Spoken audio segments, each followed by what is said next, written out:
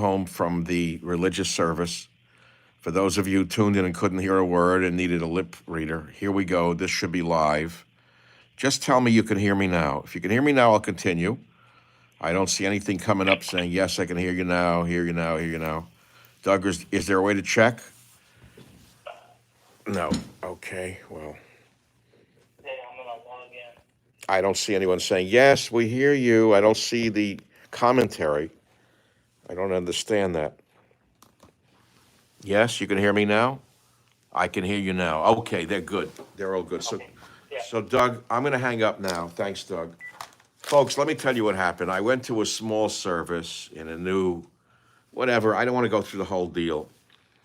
And I thought it was recording, but it wasn't. So I've come home, and although I'm not supposed to do this on a religious holiday, I'm going to do it all over again for you. And I'm calling this, instead of God is Here or Yom Kippur, it's going to be called Lamentations of a Lapsed Jew. I thank my lapsed Catholic friends for that idea of lapsed Catholics. I like that. So here we go. This is the holiest day of the year for Jewish people, and most Jewish people in the world don't even believe in their own religion. To be honest with you, let's not fool ourselves. They know there's a tradition and they feel guilty about it. And once a year they come out and they do the mumbo jumbo. They're afraid, something will go wrong if they don't, but they don't believe in crap. And it's the same in most religions today. Who am I? I'll let you decide. I don't know who I am in that regard. So I'm going to give you two views, the traditional view and the secular Zionist view, and then a little story, and that'll be it for tonight. According to Jewish tradition, the origins of Yom Kippur can be traced to Moses' descent from Mount Sinai with the Ten Commandments. When he saw that the people of Israel worshiping a golden calf, he smashed the tablets in anger and then ascended the mountain again to pray for forgiveness for himself and his people. This is the mythology of the Jewish people. Similarly, we are required to seek forgiveness for the wrongs we have done, wittingly or unknowingly, over the past year. That's the traditional view of Yom Kippur. It's a lamentation job. People go and they pray and they don't know what the mumbo jumbo. Now, what is the secular Zionist view? For those of you who don't know what that is, here it is. The Zionists are godless. They don't observe anything. The earliest Zionist settlers in Palestine, the pioneers, they dropped the name Jew, calling themselves Hebrews instead. And the current term Jewish state was originally coined as a non-religious concept, but it was revived in the 1940s with no intended religious connotation. Remember that, Zionists are not religious. They were socialists.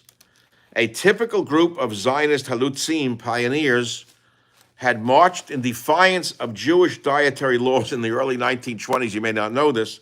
And they went to the Wailing Wall on the Day of Atonement, Yom Kippur, eating ham sandwiches. You may not know this. The early Zionists, it is said, the pioneers of Zionism, did not run to Judaism, but they rather ran away from it. That's according to one interpretation. So I've given you the traditional view of Moses smashing the tablets, and I've given you the Zionist view. As for myself, Michael Savage, I believe in the one true God. And I'm going to tell you a story right now. Here's the story. The Bolsheviks took over in Russia, 1917. The zealots, like our zealots of today, trying to take over the country, but they succeeded. There was a big difference. People were starving. Now we have fat bastards running around. They're not starving. They're fat slobs beating people up in the streets. So thank God we don't starve you yet. Give Biden time yet. Anyway, so that's the story. The Bolsheviks took over. The head rabbi of Russia was still the head rabbi of Russia. And there are many Orthodox religious Jews in Russia at the time. It's a true story. Ask people who know. So the Bolsheviks go to the head rabbi of Russia, and they say to him, Rabbi, if you go out on your balcony and you say to the assembled Jews, and there were thousands of them, to not believe in God anymore, we'll let you go. Otherwise, we're going to put you in Lubyanka prison. The rabbi said, I'm sorry, young people, I can't do that. I believe in God and I'm a religious Jew. So they put him in Lubyanka prison. By the way, my grandmother was in Lubyanka prison, so I know a little bit about this. They put him in Lubyanka prison. The next day they came back, the young Bolsheviks, and they said to him, Rabbi, if you go out on your balcony and just go up and absolve your belief in God, tell him you believe in the state, we'll let you go. You'll be free. He said, I can't do that. I'm a Jew. I believe in God. So they put him in the basement of the Lubyanka prison. The basement had water in it. Next day, they came back and they said, blah, blah, blah, go on the balcony, tell the people you don't believe in God, believe in the state, the Marxist state. He said, I can't do it. They put him down in the basement lower, and the water was higher. There was water in the basement. And as the story goes, and it's apparently a true story, believe it or not, say it's an Abrahamic myth, ask people who know, they then put him in water higher and higher until they said, Rabbi, all you got to do, the water was already up to here. Rabbi, go out on the balcony and tell the Jewish people who were assembled not to believe in God, believe in the state, the Marxist state, our state, the Bolshevik state.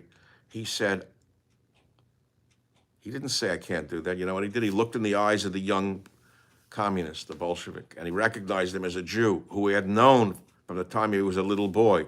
And he knew he was a Jew, this Bolshevik. So the rabbi of Moscow said to this Jewish boy, if you believe in one world and many gods, act accordingly. If you believe in many gods and one world, act accordingly. He was freed from the prison the next day, and the next day he was gone, and he created a great movement around him. Now, this is a conundrum. Many of you don't understand this conundrum.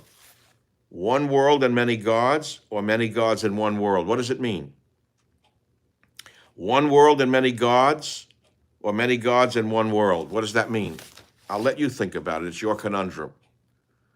I know in the middle of the night when I wake up and I don't know what it is, what is it?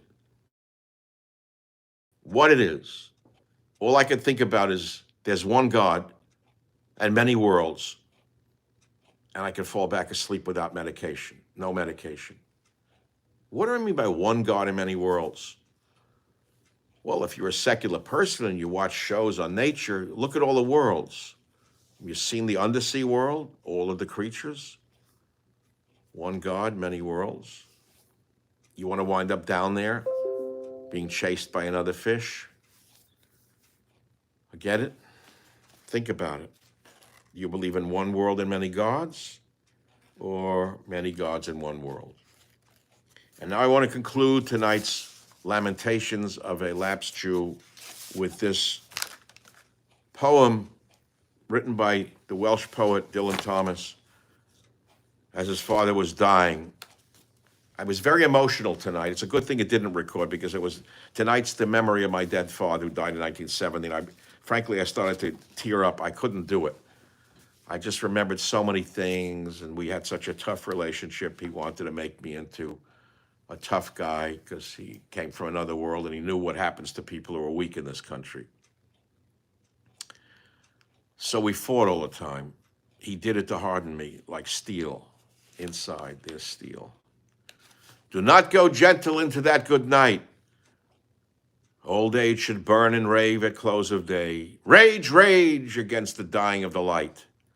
The wise men at their end know dark is right.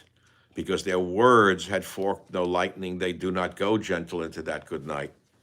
Good men, the last, wave by, crying how bright their frail deeds might have danced in a green bay. Rage, rage against the dying of the light. Wild men who caught and sang the sun in flight, and learned too late, they grieved it on its way. Do not go gentle into that good night. Grave men near death, who see with blinding sight. Blind eyes could blaze like meteors and be gay. Rage, rage against the dying of the light. And you, my father, there on the sad height. Curse, bless me now with your fierce tears, I pray. Do not go gentle into that good night. Rage, rage against the dying of the light.